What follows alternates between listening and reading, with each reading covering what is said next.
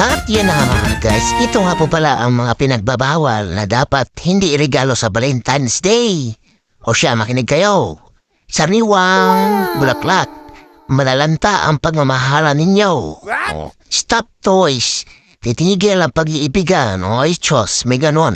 O, at saka balon, puputok at mawala na parang bula. Ang iniibig mo ay ako.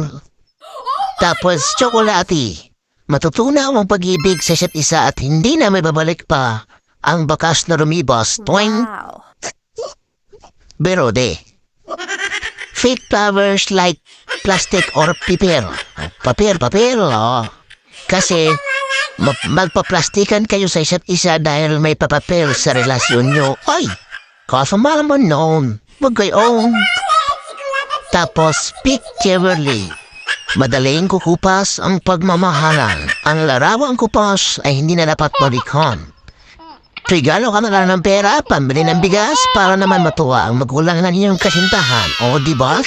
O, diba? Nakakabad trip naman. Just for fun, don't be serious. Baboom!